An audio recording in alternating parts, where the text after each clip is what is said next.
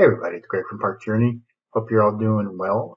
Hope you're having a good holiday season and you've enjoyed some of our recent updates that we've had from Universal Studios and SeaWorld.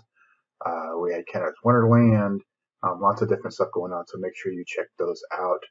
As well as some recent videos we've had. We've had Disney had a video talking about Genie Plus a couple weeks ago, video talking about Six Flags, I think last week or maybe the week before. But this week we're going to talk, as you can see from the title, we're going to talk a little bit about Knott's Berry Farm. And as you can see from the title, I got some things to say. So I'm just going to get right into it because I want to explain some things right off the top. But before I do get into it, make sure you click below to subscribe to our channel.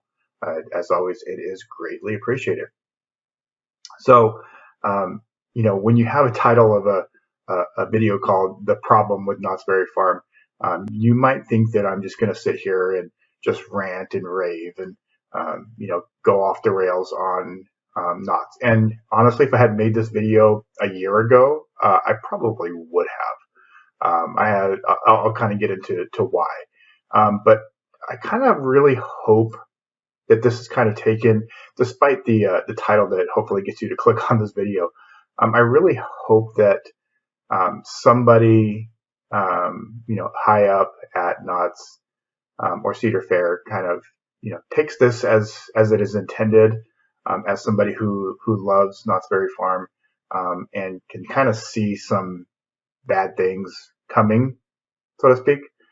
So first, let me just start off by saying I love Knott's Berry Farm. It is one of my top 10 theme parks of all time. I have visited the park probably, basically maybe Disneyland and Six Flags Magic Mountain are probably the two parks that I visited more than Knott's, and the Knott's would probably be right there in third place, and maybe Universal Studios would be right there as well, Hollywood.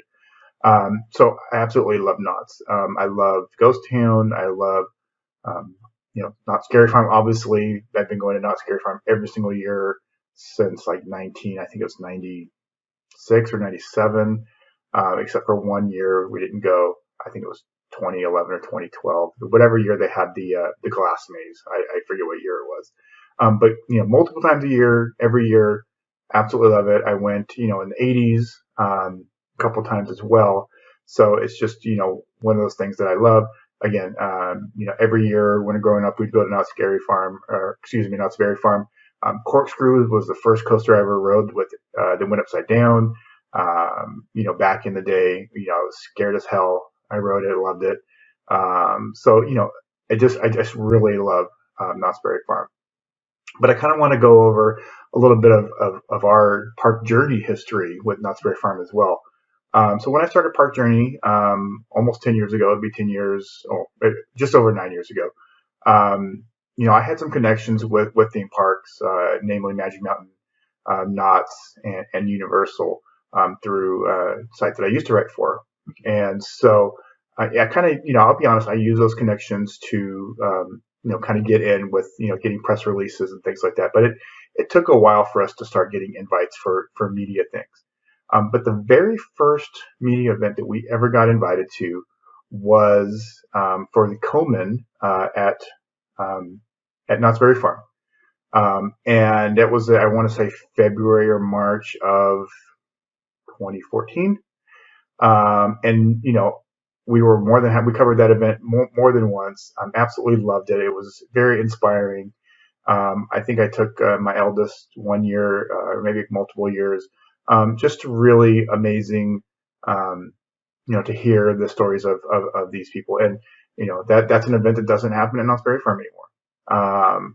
But it just kind of goes to show that, we have this history with Knott's. And through the years, we've been invited to, Scary Farm. We've been invited to Boysenberry Festival, Peanut Celebration, ride announcements, ride openings, backstage tours. I think the first backstage tour we ever did was for the Calico Mine Ride when they redid it.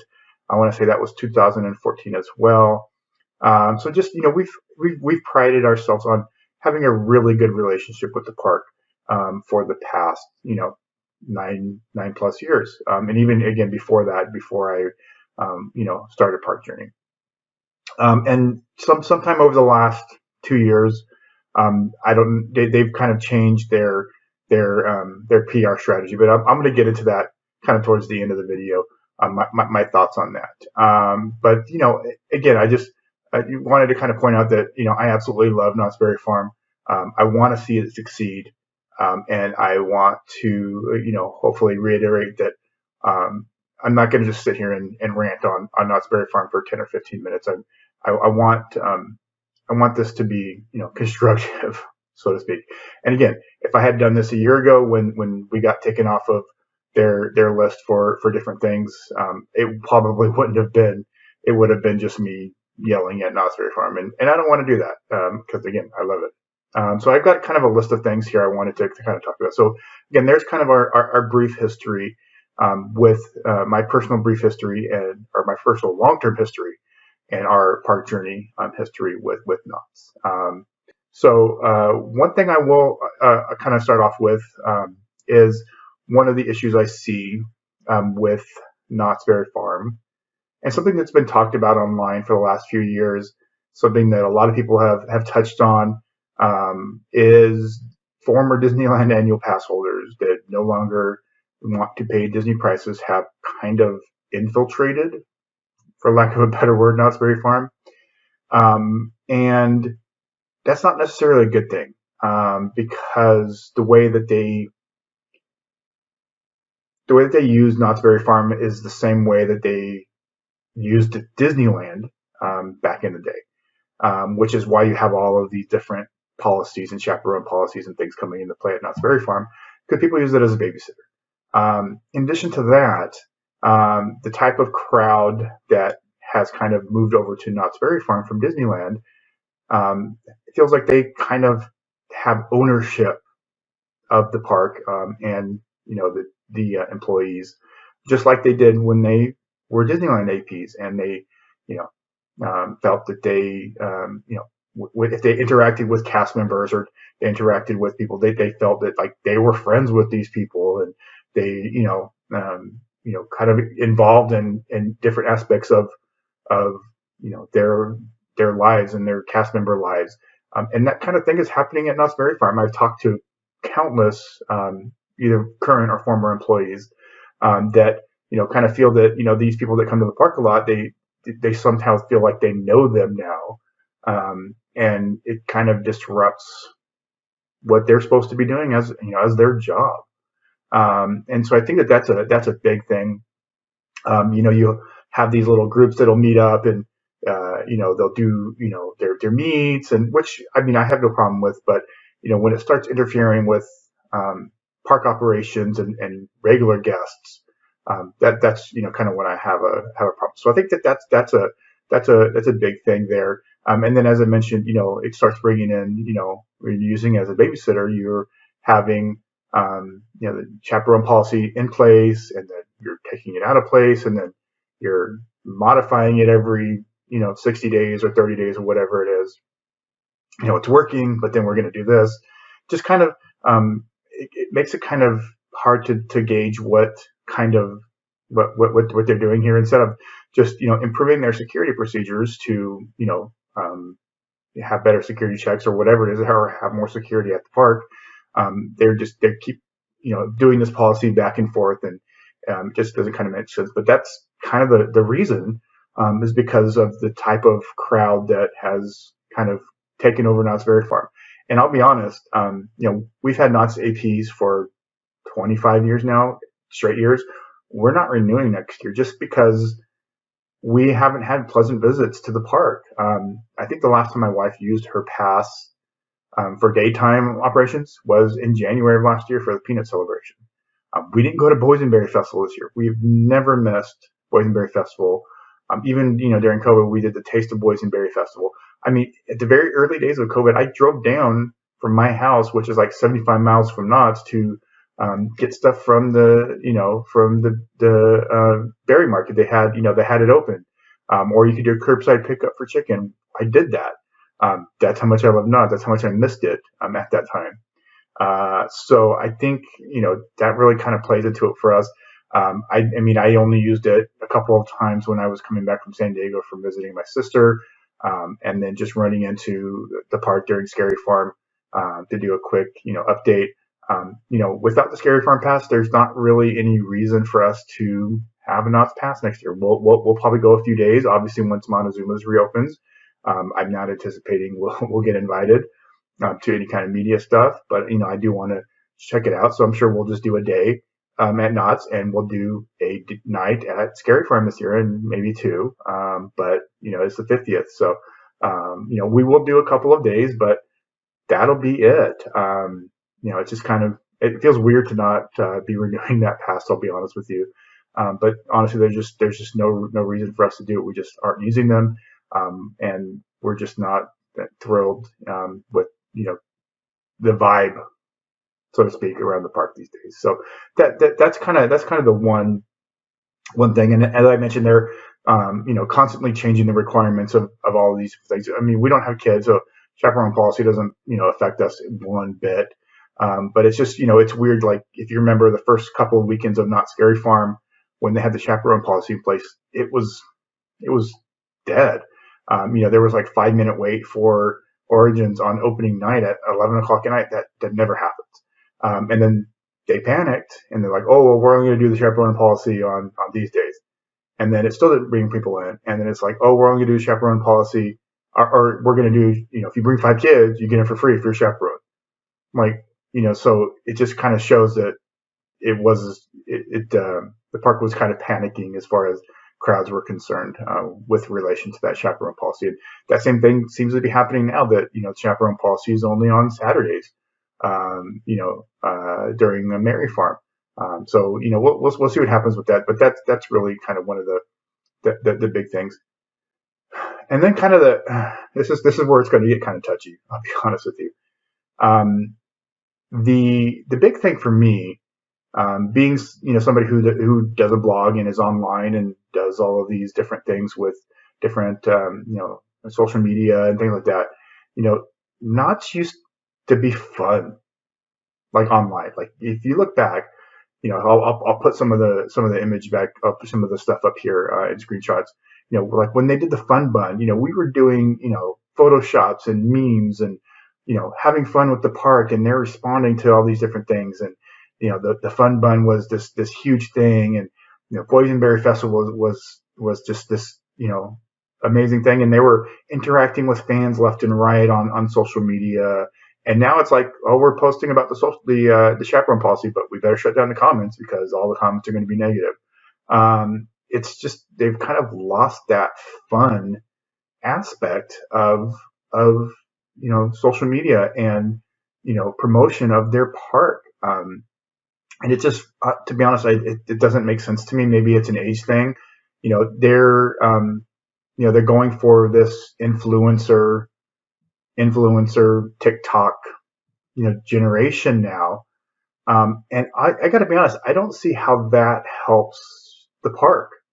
Again, I'll speaking from personal experience. Our goal, we're theme park bloggers. We talk about theme parks 24/7. We'll do, we'll talk about movies and stuff too on our social media. But like our website and our videos and most everything is I will say 95% theme parks, and that's what we base it on. But our goal has always been not to promote ourselves. It's not me. Like if I don't show a picture of me in an update, that's a good thing because nobody wants to see me, in an update. Our goal is to promote the park, and get people to go and enjoy this thing that we absolutely enjoy and we absolutely love. So we talk about it, not as, it's yes, we're enjoying it as people, but here's what you can enjoy. And by switching that strategy from an outward facing promotion, like I'm promoting you, it's now influencers are promoting themselves. And I don't see how that benefits the park at all. And I think that kind of has contributed to this kind of reduction of fun at the parks, to be honest with you. It's, you've got now, just people influencing, everywhere in the park. You got, your TikTokers, and then you've got these TikTok challenges that are going on. And that's where you have these issues. Hey, there's this new TikTok challenge of I'm going to start a fight at Knott's or whatever the heck it was. Um, that that's what the park is going for, and I don't get it. I'll be honest. It's completely over my head. I don't understand how that type of promotion helps Knott's Berry Farm at all. Knott's Berry Farm is not Disney. They're trying to be, which I mean, I guess if it works, it works. I just, from a personal perspective, I don't see how it does. It doesn't really do anything for me, to be honest. It doesn't make me want to go to the park. It makes me want to go to the park less, type of thing. And then in addition to that, you just got, it's just from the corporate level, it's just there's nothing coming out of the park other than press releases and tweets about here's the chaperone policy, or here's New Year's Eve.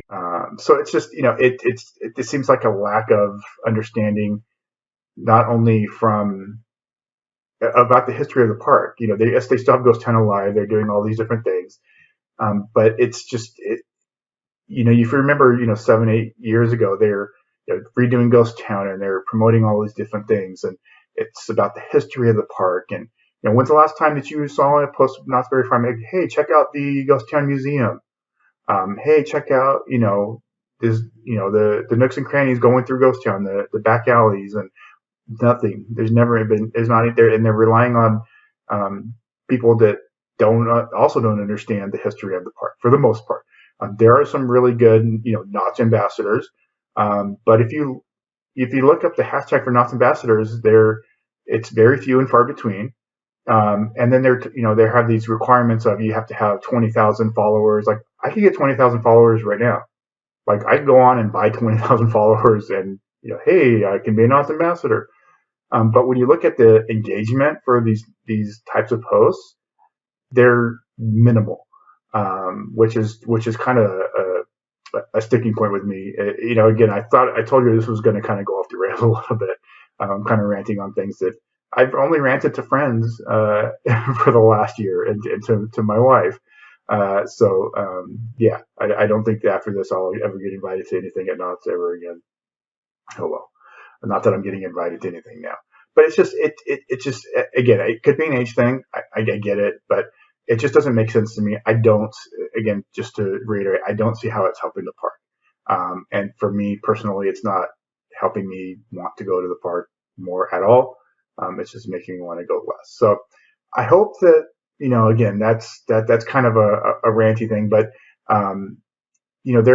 I just hope that they kind of address these things. And one of the other things I did want to mention, I don't have it on my list here, but I did want to say, when they closed Montezuma's Revenge, kind of going back to that, not understanding the history of the park, so to speak, and the love that people have for the park. When they were announcing the closure of Montezuma's Revenge, they were like, oh, it's refurbishment. They weren't really talking about how much the ride was actually changing. And then, they closed it down. Like, it was kind of very sudden. And then it was like, oh, we're going to reopen it for a couple of weeks. And then, so and so, and then shut it down for this refurbishment. And now it's like a completely different ride. When, except for example, like when Magic Mountain was closing Twisted Colossus, to create Twisted Colossus, they had this entire build up for months. They, did the Colossus backwards one last time during the spring of that year. They had displays out where you can take pictures. They had the moose and the car from Vacation, and they had a coaster marathon. They did all of these things. They did it right because they understood what that particular attraction meant to fans of the park. It was something that Six Flags PR did flawlessly. And we were there so much to cover the closure of that ride.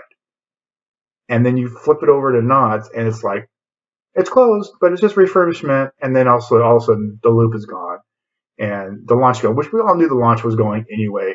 But you start to see it's basically an entirely new ride. Not much of the track is the same.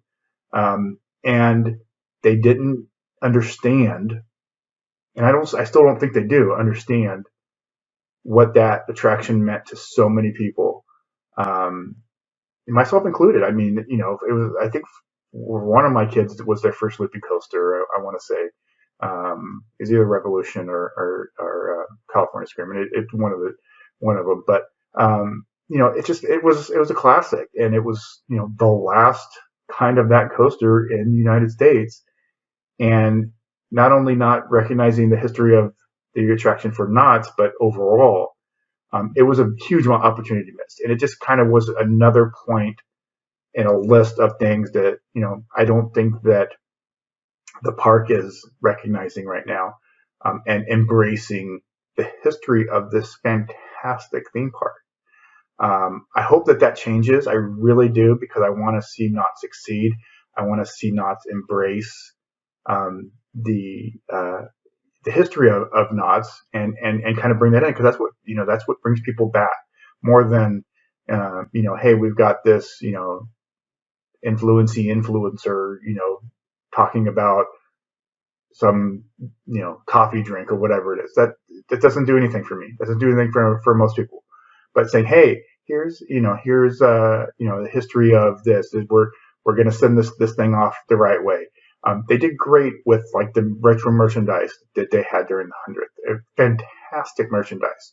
But it's not all just about merchandise. You've got to also embrace the history of your ghost town, and even Camp Snoopy, even the boardwalk, all of these, Fiesta Village, with the redo. I hope that they do it right, the redo of Fiesta Village.